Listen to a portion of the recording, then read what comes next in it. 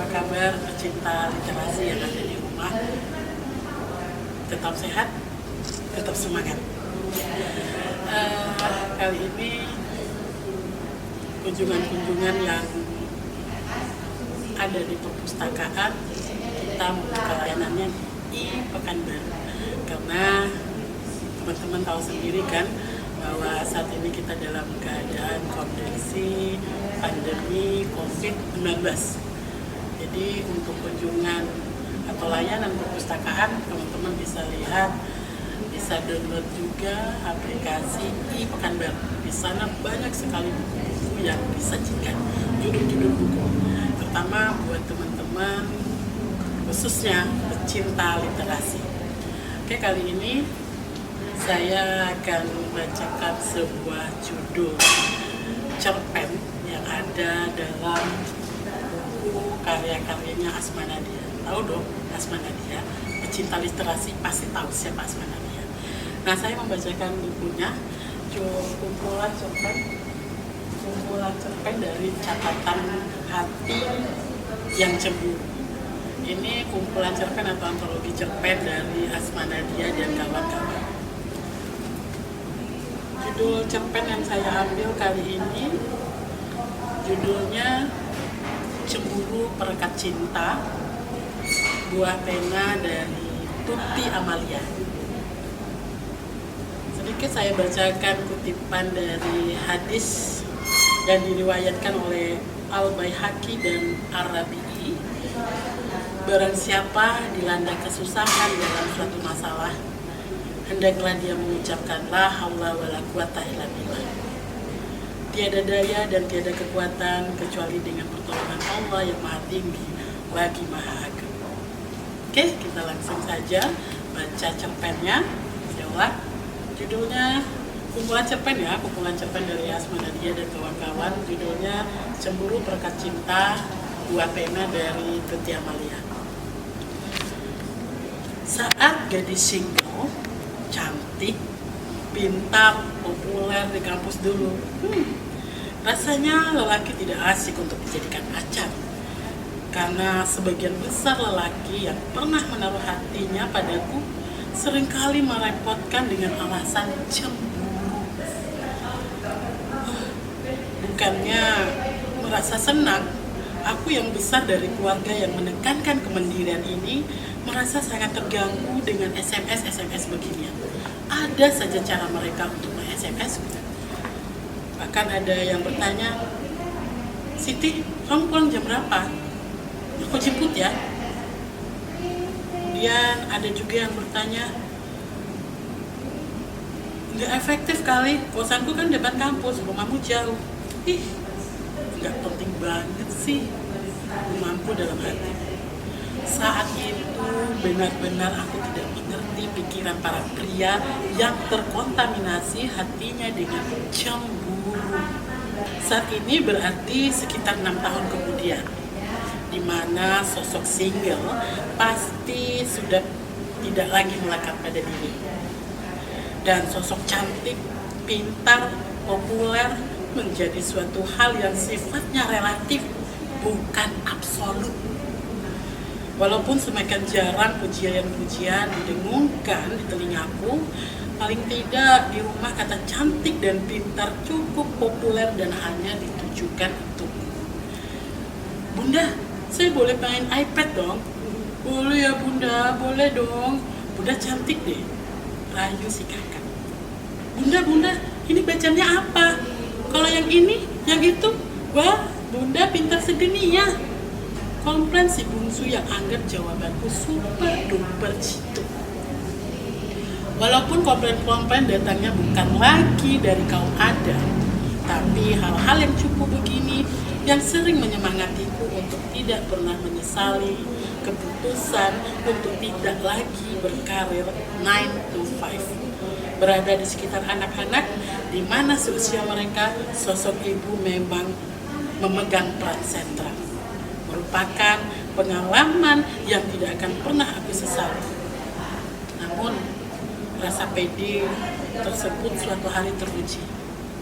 Suatu ketika aku merasa sudah waktunya mengganti foto keluarga yang sudah entah kapan belum sempat diganti dengan yang baru.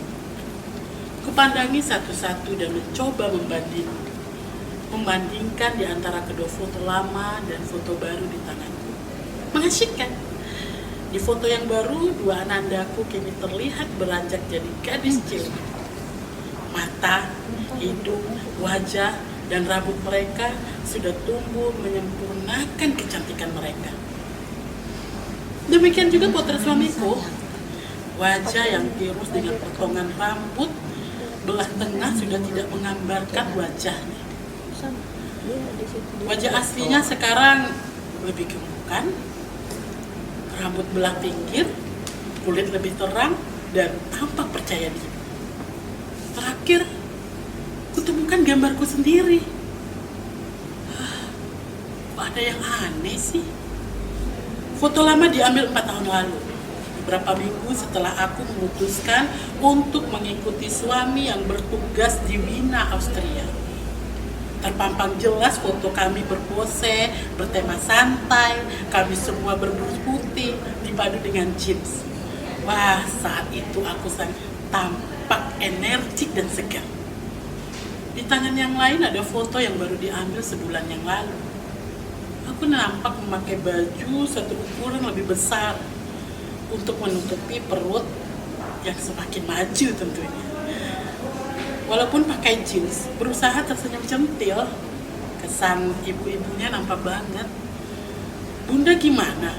Kan anaknya sudah 2, masa nggak mau dibilang ibu-ibu? Komentar suamiku saat kusampaikan ke Bunda. Ya juga sih, tapi kenapa semua orang yang ada di rumah ini semakin hari semakin kece? Akunya semakin memble.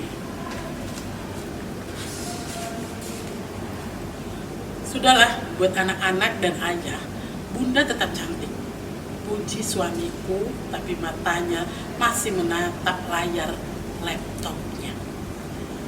Suamiku bukan pria jago memainkan bola basket yang kuceritakan di atas. Dia adalah pria yang paling didukung ibu untuk menjadi pasangan hidupku. Di antara teman-teman dekat yang bersikap cuek, pecinta musik rock and roll, perhatiannya terhadap agama memberi poin plus di mata ibu. Hidupnya yang dari kecil penuh perjuangan, meraih pendidikan, membentuk suamiku ini susah untuk berlaku romantis. Jadi, pujian yang baru saja terlontar patut aku pertimbangkan. Begini namanya cemburu. Seperti realita yang terpampang pada foto baru. Anak-anak semakin besar dan mandiri. Jadwal di sekolahnya juga semakin panjang melewati jam batas makan siang. Membuat waktuku lebih fleksibel. Menyadari ini, aku bikin janji dengan suamiku untuk makan siang di dekat kantornya sambil menikmati udara musim semi yang segar.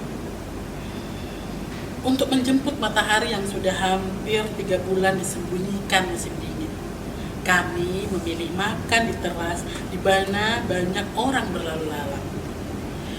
Di tengah-tengah asiknya makan siang berdua, datang sesosok wanita yang di mataku cantik, penuh percaya diri dan menyangklong tas berwarna coklat disesaki 2 huruf yang aku yakin itu asli banget. Sebentar saja, kurang dari 2 menit perbincangan antara suamiku dan wanita yang belakangan ku tahu teman sekantornya, namun diakhiri dengan "call me after lunch," kata wanita itu. Dek. Tiba-tiba aku berkeringat dingin. Kurasakan darahku mengalir lebih cepat dari kereta bawah tanah. Dadaku juga sakit menusuk. Mataku memerah. Setika mau marah. Kenapa? Marah apa? Wanita cantik itu sopan menyapa suami. Sekedarnya tidak berlebih-lebihan, serba pas dan terkendali. Wanita yang menurut suami rekan sekantor dan berencana mendiskusikan sesuatu setelah makan siang. Jelas tidak punya salah. Tapi rasanya aku tetap ingin marah. Astagfirullahaladzim. Apa ini perasaan cemburu? Nah, gue banget. Nah, gue kesel banget ngelihat kejadian tadi siang. Tulisku di chat room bersama temanku. Kesel apa cemburu? Balasan yang pendek tapi membuatku berpikir. Ya kesel. Kamu nggak lihat sih, cewek itu putih, hidung mancung, tinggi langsing, bahasa Inggrisnya fasih banget. Namanya juga tinggal di luar negeri, Neng. Tipikal orang sono, bukan? Iya sih. Tapi cewek itu kombinasi sempurna antara cantik dan pintar. Cowok mana yang nggak suka? Ku coba membela diri. Waduh, berapa banyak ya cewek-cewek cantik begitu di kantornya? Aku menambahkan, suamimu juga dulu memilih kamu karena cantik dan pintar. Kamu kan idola kampus kan? Ina mencoba membesarkan hatiku. Sambil mengaduk rendang, kupandangi pantulan diriku sebentar di jendela dapur. Jelas memantulkan gambaran berbeda dari apa yang dikatakan Ina barusan. Semenjak kejadian itu, ritme hidupku jadi berubah. Aku nampak sangat sibuk ngecekin pesan suami saat lagi tidur tengah malam.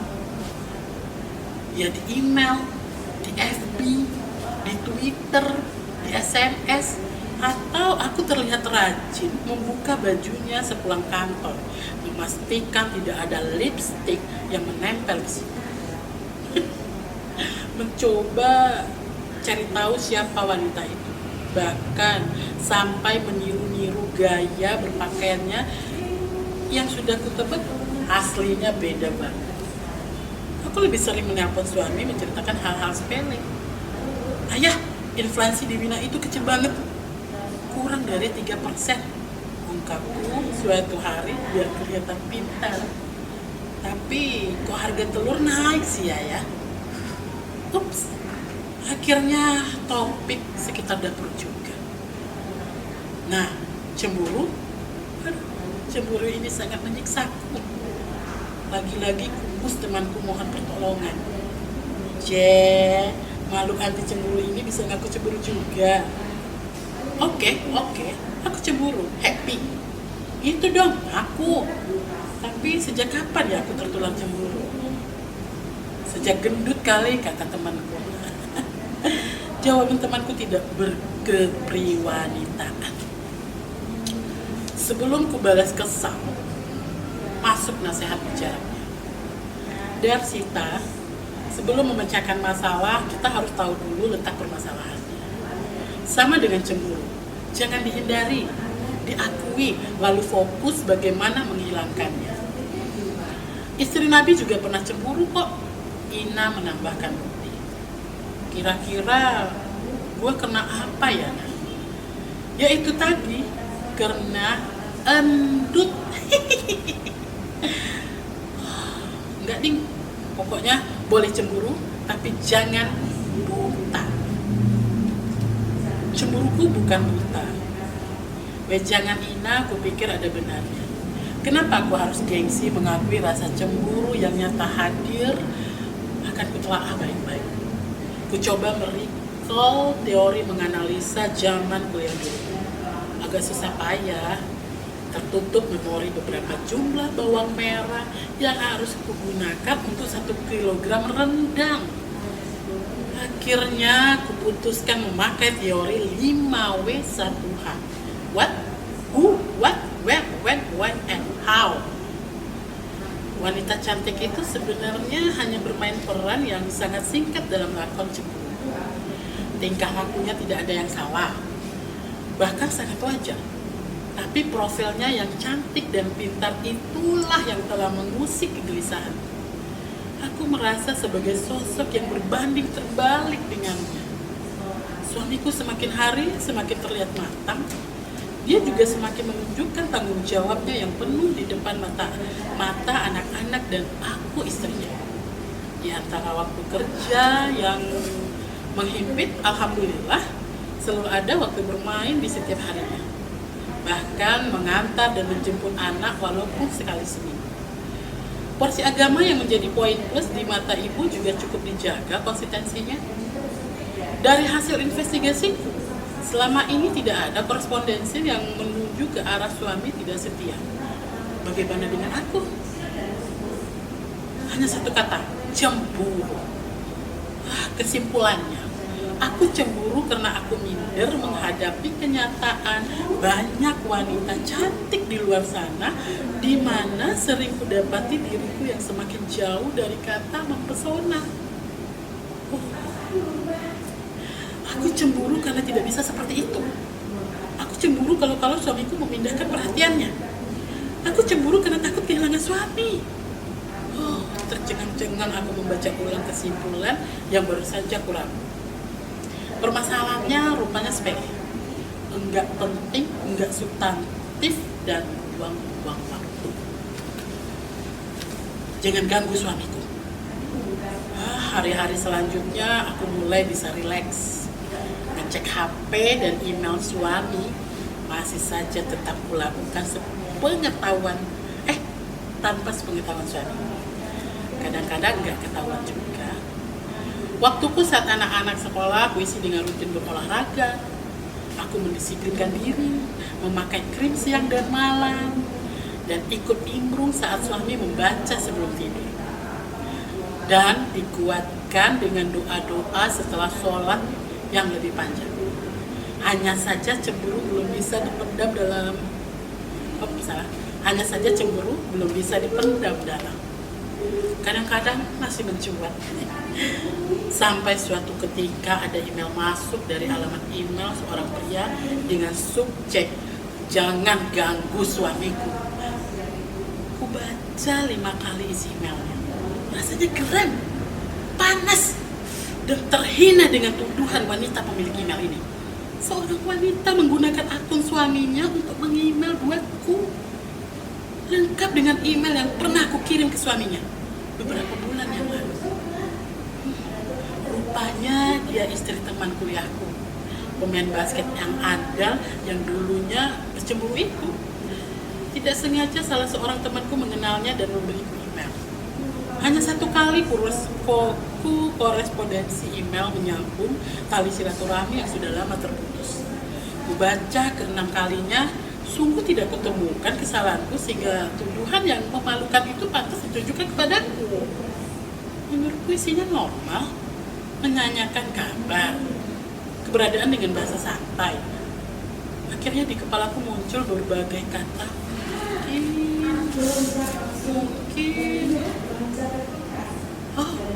mungkin kalimat terakhir, keep in touch.